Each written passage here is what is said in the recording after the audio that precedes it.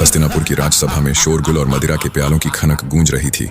बीचों बीच द्रौपदी, पांडवों की महारानी, खड़ी थीं, अपमान और क्रूरता के बीच।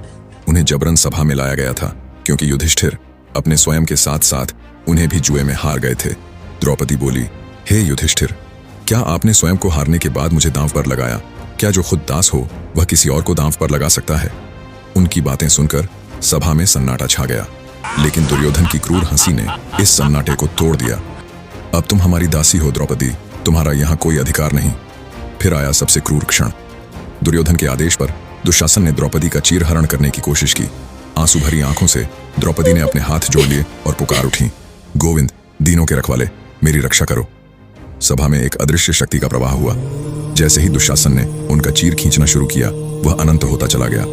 थक कर दुशासन गिर पड़ा। सभा हतप्रभ थी। यह भगवान कृष्ण का चमत्कार था।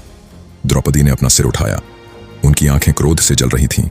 उन्होंने कौरवों की ओर देखा और दृढ़ स्वर में कहा, तुमने मेरा अपमान किया है, पर मेरी आत्मा को नहीं तोड़ सकते। एक स्त्री का अपमान कर तुमने अपने विनाश की नींव रख दी है। फिर उनकी प्रतिज्ञा गूंजी, जो भविष्यवाणी बन गई। मैं अपने बाल तब तक नहीं बांधूंगी जब तक इन्हें दुशासन के रक्त से धो न लूं।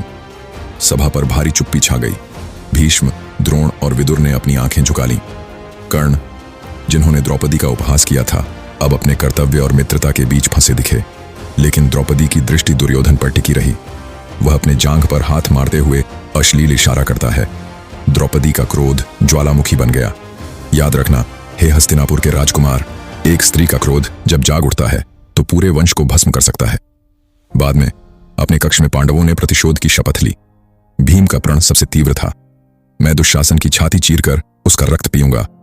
द्रौपदी, जो अपमानित हुई थी, अब पांडवों की शक्ति का केंद्र बन गई। उनका अपमान केवल उनका नहीं, धर्म पर आघात था। न्याय की मांग उनकी प्रतिज्ञा बन गई, जिसने महाभारत के युद्ध का मार्ग प्रशस्त किया।